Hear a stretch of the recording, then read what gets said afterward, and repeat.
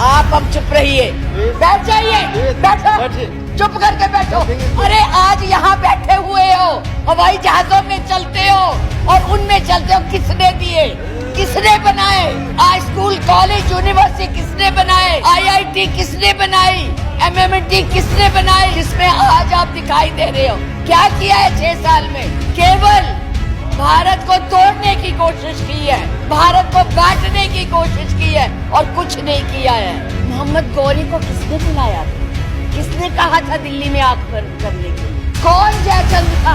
महाराणा प्रताप जब हल्दी की घाटी में लड़ रहे थे, किस राजा ने उसकी मदद की अकबर के खिलाफ? सुनो, एक भील जाति के लोगों ने महाराणा प्रताप का साथ दिया था, कहाँ थे तब? आज बात करते हैं देश को आजाद कराने के लिए अहिंसा का पाठ पढ़ाया। आप क्या जाने अहिंसा, जो लाठी लेके तो ट्रेनिंग देते हैं। कोई भी आपके प्रधानमंत्री के खिलाफ, आपके गृह मंत्री के खिलाफ, उनकी नीतियों के खिलाफ बोले, वो देशद्रोही हो गया है। 6 साल के बच्चों को भी नहीं आप तो छोड़ रहे, आप क्या करेंगे? श्रीमती विप्लव ठाकुर जी। माननीय उपाध्यक्ष जी, धन्यवाद। मैं ये राष्ट्रपति के अभिभाषण पर धन्यवाद प्रस्ताव के लिए खड़ी हुई हूँ, पर मुझे समझ नहीं आ रहा कि मैं धन्यवाद किस बात का करूं, कहां से शुरू करूं। मुझे लगता है, आप अब चुप रहिए, मुझे लगता है बैठकर इंटरवेन न करें आप। मुझे लगता है कि एक कुशल गृहिणी अपना ट्रंक उसको पेंट करके अपनी पुरानी चीजें उसमें डाल देती है, यही इस अभिभाषण में है।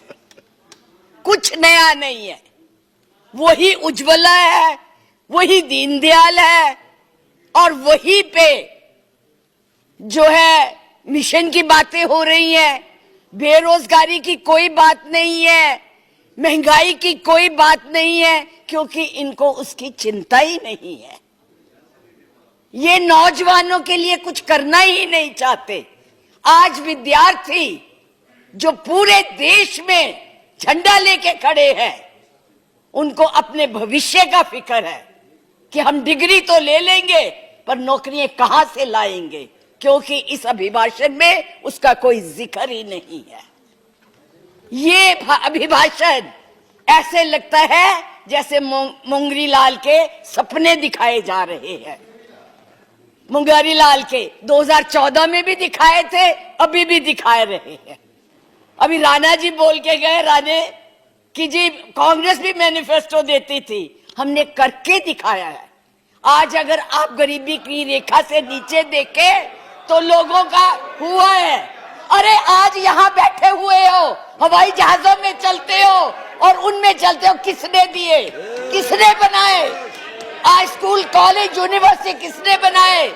IIT किसने बनाई? MMT किसने बनाई? जिसमें आज आप दिखाई दे रहे हो। क्या किया है 6 साल में? केवल भारत को तोड़ने की कोशिश की है, भारत को बांटने की कोशिश की है और कुछ नहीं किया है। बस वही करो। आज आप लोग इस देश को इस तरह से बांटना चाहते हैं। कुछ नहीं है, ना महिलाओं के लिए है। आज पूरी महिलाएं जो है इस चिंता में हैं कि हमारा भविष्य ठीक है, हम सुरक्षित हैं, वहां उनको कुछ दिया नहीं जा रहा।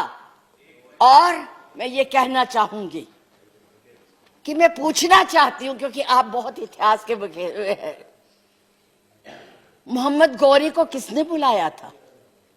किसने कहा था दिल्ली में आंख बंद करने के लिए? कौन जयचंद था? कौन जयचंद था? महाराणा प्रताप जब हल्दी की घाटी में लड़ रहे थे, किस राजा ने उसकी मदद की अकबर के खिलाफ में? बैठ जाइए, बैठो, चुप करके बैठो।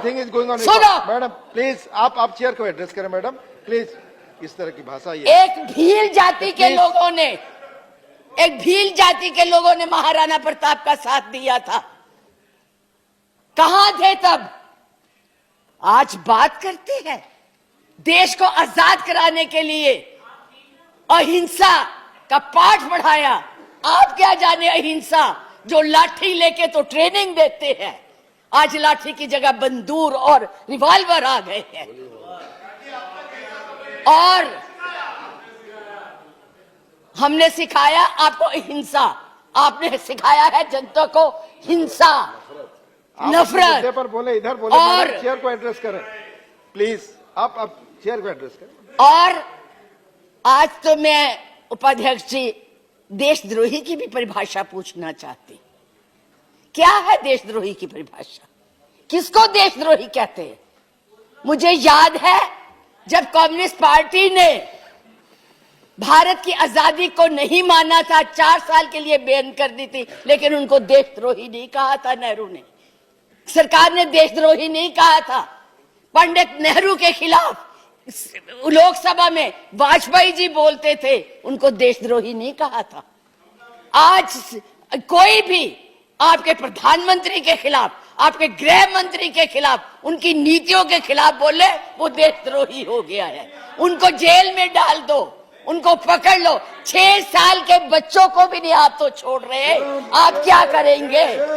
आपके पास ना तो कोई कार्यक्रम है, ना आपके पास भारत के लिए कोई नया सोच है, कुछ नहीं है। केवल एक सोच है कि कैसे इस देश को तोड़ा जाए।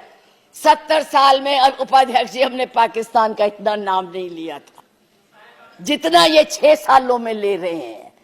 हमारी महानायिका ने पाकिस्तान के 2 हिस्से कर दिए थे, बांट दिया था, और ये आज पाकिस्तान के नाम से डरा रहे हैं। और वैसे कहते हम बहुत मजबूत है, हर बात के लिए पाकिस्तान, हर बात के लिए पाकिस्तान। क्यों भाई? क्या है वो? आपका कुछ लगता है? हाँ, जरूर लाहौर में जरूर बिरयानी खाने गए थे, कांग्रेस नहीं खिलाती, बिना बुलाए गए थे। और आज बात करते हैं, किसकी बात करते हैं? मैं ये कहना चाहूंगी कि इस भारत को मत तोड़िए। बड़ी मुश्किल से पटेल, नेहरू ने इकट्ठा किया है, आप तोड़ रहे हैं। आप नहीं कहते हैं, आप तोड़ रहे हैं, इसका विभाजन कर रहे हैं, लोगों को बांट रहे हैं। मैडम, आप चेयर को एड्रेस करें, आपस में लोग, मैं तो उनको एड्रेस ही नहीं करती जी, मैं उनको समझती कुछ नहीं हूँ। वो है ही कुछ नहीं, जिनको बोलने की समझ नहीं है, उनसे क्या बात करनी है।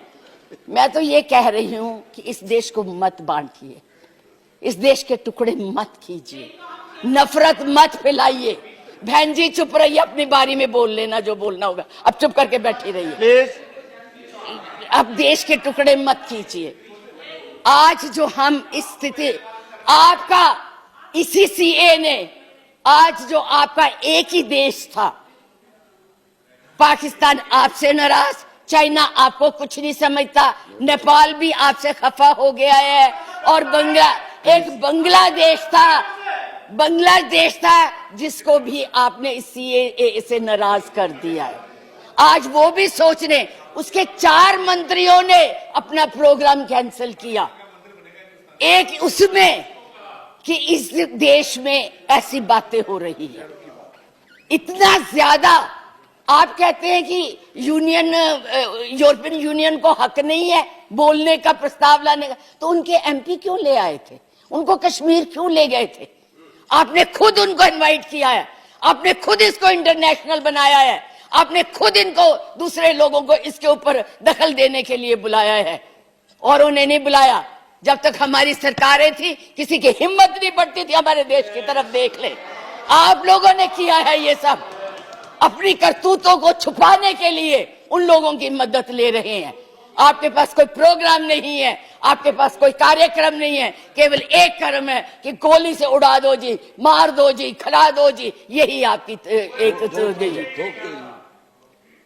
यही आप करने जा रहे हैं। इसलिए मैं आप लोगों से कहती हूं कि इस देश को मत बांटिए, इस देश की एकता को बनाए रखिए। इस देश में जो भी यहाँ है, आज वो सदियों से रह रहे हैं, अभी नहीं आए हैं। अब पाकिस्तान और बांग्लादेश, अरे भाई वो तो है ही इस्लामिक कंट्रीज, उनके बारे में क्या बोलना है? हम तो सेकुलर, हम तो धर्म को मानते हैं। किस धर्म की बात आप करते हैं? किस राम की बात करते हैं जिसने अपनी मर्यादा को रखने के लिए जनता की बातें सुनी थी? उस जनता की बात सुन के उसने सीता को वनवास भेज दिया, और आप लोग बात तक नहीं करना चाहते।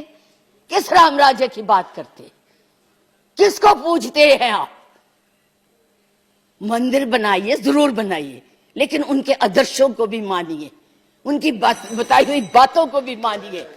सिर्फ केवल कहने से बात Madam, नहीं please बनती है, conclude now. ऊंचे ऊंचे भाषण देने से नहीं बात बनती। इसलिए मैं यही कहूंगी कि इस देश को मत बांटिए, एक रहने दीजिए, ये नफरत मत फैलाइए। ये आपके लिए भी और हमारे लिए भी बहुत खतरनाक। धन्यवाद। बहुत बहुत धन्यवाद। लाइव टीवी, सच सबसे आगे।